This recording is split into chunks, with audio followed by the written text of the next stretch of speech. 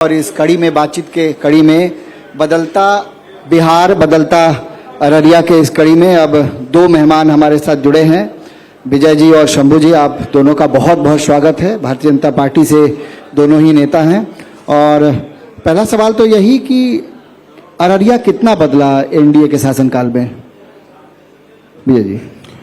सबसे पहले तो मैं नक्षत्र न्यूज परिवार को अररिया की इस पावन धरती पर आपका हार्दिक अभिनंदन करता हूं और इस तरह के कार्यक्रम के आयोजन के लिए अंतर्मन की गहराई से आपका पूरे परिवार का धन्यवाद आभार ज्ञापित करता हूं। बहुत आपको भी शुक्रिया। जैसा कि आपके इस कार्यक्रम का नाम ही है बदलता बिहार बदलता अररिया, तो आज 20 साल से जो एनडीए गठबंधन की यहां सरकार है और उससे पहले भी हम जनप्रतिनिधि ग्राम पंचायत में मुखिया रहे जी। 2001 में, तो उस समय जो है सबसे बड़ी समस्या यहां क्या थी? अपराध चरम पर था, वातावरण इतना दूषित था कि लोग घर से बाहर नहीं निकलना चाहते थे, व्यापार का या किसी धंधे का समय नहीं था। लोग जानते हैं जंगल राज के बारे में, तो अब बदलाव हो गया। अब बदलाव ये हो गया है कि अभी हमारे विकास पुरुष माननीय सांसद जी यहाँ बैठे हुए हैं।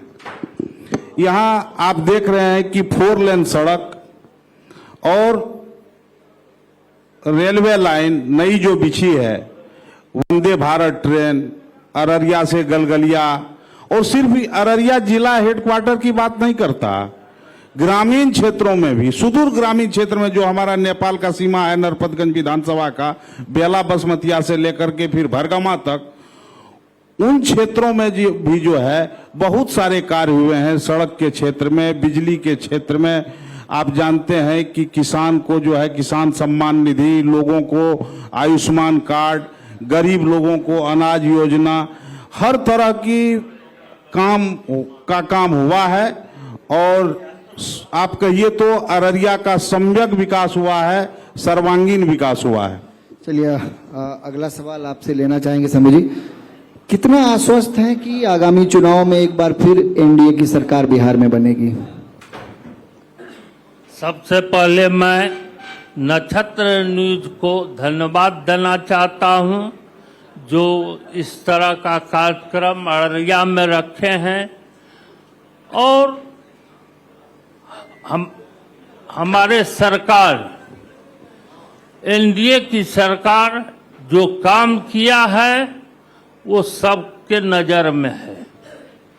एनडीए की सरकार पूरे बिहार को चमका करके रख दिए। माननीय नीतीश कुमार पूरे बिहार को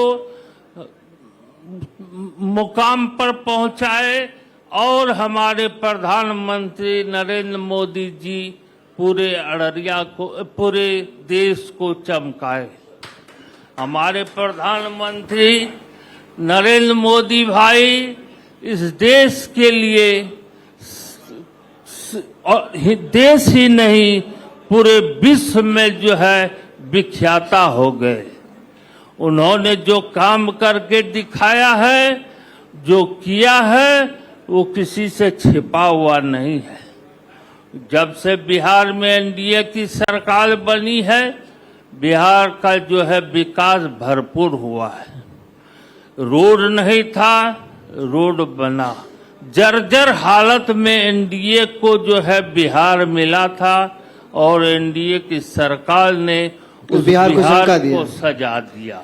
क्या लग रहा है कितनी सीटें, खास करके अगर अररिया जिले की बात करें, 6 विधानसभा सीटें, कितनी सीटें एनडीए को मिलने जा रही है? कार्यकर्ता हैं आप लोग, तो जमीन पर काम करते हैं, पता हो। देखिए यहाँ जो है अब लोग झूठी बातों से और वादों से ऊब चुके हैं।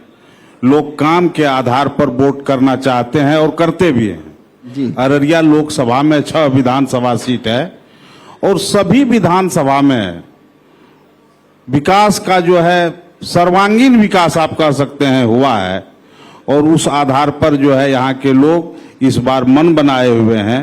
हम लोग जमीन पर रहते हैं, लोगों से बात होती है, तो इस बार जो है यहाँ की 6 विधानसभा जो है 6 पर जो है एनडीए गठबंधन की उम्मीदवार यहाँ चुनाव जीतेगी और रिकॉर्ड मतों से जीतेगी। राजद आपको इस बार चुनौती दिख रहा? राहुल गांधी ने जिस तरीके से पूरे सीमांचल में वोट अधिकार यात्रा में लोगों को अपने ओर आकर्षित करने की कोशिश की। राजद जो है एक परिवारवादी पार्टी है और राजद को लोग देख चुके हैं, झेल चुके हैं, भोग चुके हैं। उसके शासनकाल को भी हम लोगों ने बढ़िया से देखा है। मैं विजय यादव हूं, गरम गरम गोली लगने का अनुभव मुझे भी है। मैंने भी गोली खाई है उस शासनकाल में, 2 बार गोली लगी थी मुझे। आपको? जी, अपराधियों ने गोली मारी है मुझे। और लोग ऐसे लोगों को पहचानते हैं और उसके भुलावे में नहीं आ सकते। जिस आदमी को अपना घर नहीं संभल रहा हो, जिस तेजस्वी को, उसके परिवार में आप देखिए। मैं आपको बताना चाहता हूं कि यहाँ यादव समुदाय जो है, यादव समुदाय में एक प्रतिष्ठित परिवार, लालू जी से बहुत पहले दरोगा बाबू मुख्यमंत्री हुए थे यहाँ जी। अब उसके घर की अपनी वधू को, पतोहू को जो है वो न्याय नहीं दे सके। घर नहीं संभल रहा, भाई नहीं संभल रहा है। बिहार कहां से लोग जो है बिहार उसके हवाले कर देगा। और जहां तक राहुल गांधी की बात आप कह रहे हैं जी, तो राहुल गांधी को लोग जानते हैं पूरे देश में और इसीलिए उसको पप्पू कहते हैं। तो ऐसे लोगों के भ्रमजाल में यहाँ के लोग गुमराह होने वाले नहीं है। राहुल गांधी का ग्राफ बढ़ा है, अब लोग उनको देखना सुनना पसंद करते हैं। अरे देखने के लिए तो मदारी आकर के डमरू बजाता है, वहां बहुत सारी भीड़ जमा हो जाती है। इसको आप ग्राफ बढ़ना नहीं कह सकते ना।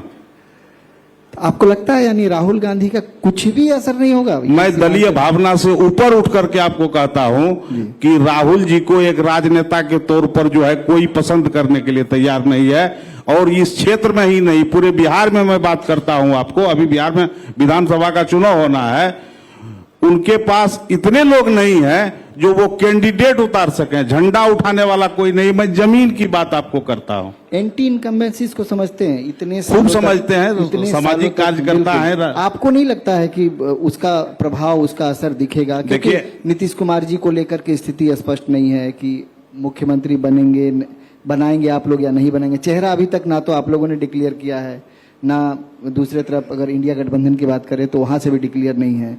बीजेपी के नेता कार्यकर्ता इस बात को मान करके चल रहे हैं कि लंबी समय से कोशिश है कि बीजेपी का कोई चेहरा मुख्यमंत्री बने। इस तरह मैं आपका समय बचाते हुए मैं आपको बताता हूं जो आप पूछ रहे हैं जी। आप आर्म्स देखते हैं, उस पर लिखा रहता है, आर्म्स जो होता है उस पर लिखा रहता है कि टेस्टेड बाय इंडियन ऑर्डिनेंस। बिल्कुल।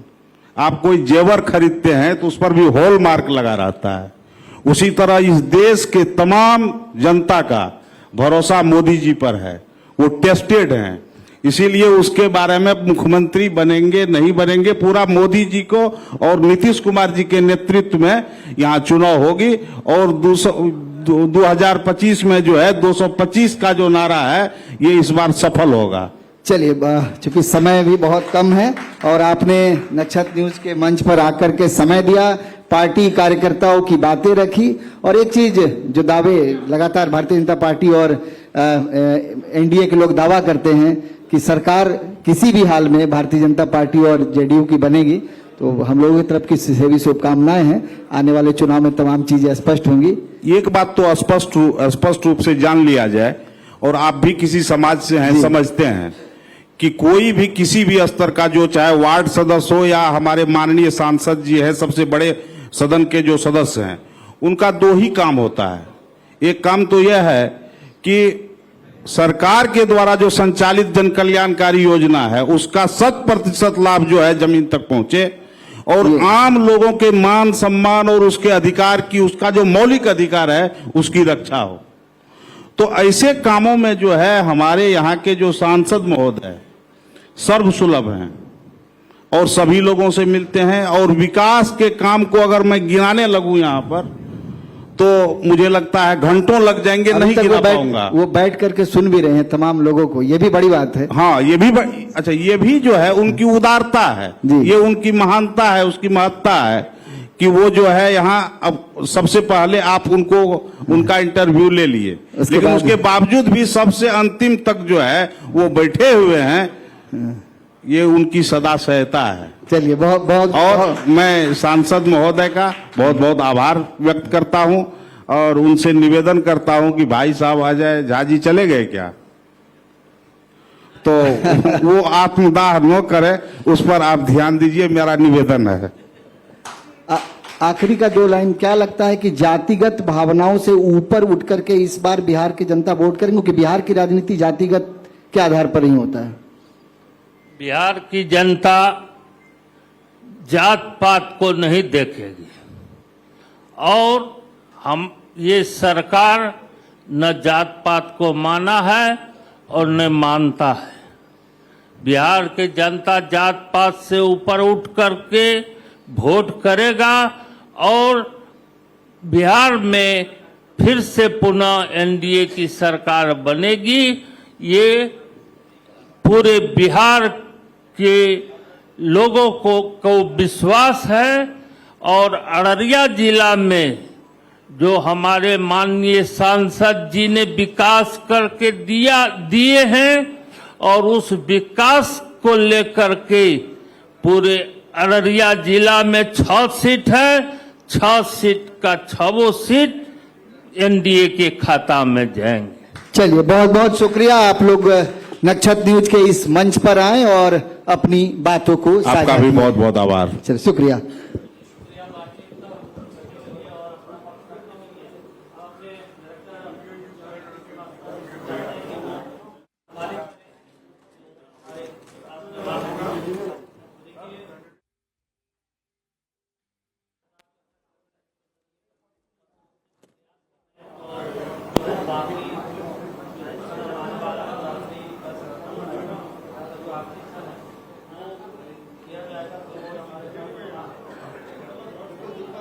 आगे की कड़ी में मैं संभाल लेता हूँ, हमारे साथ 2 मेहमान जुड़ेंगे।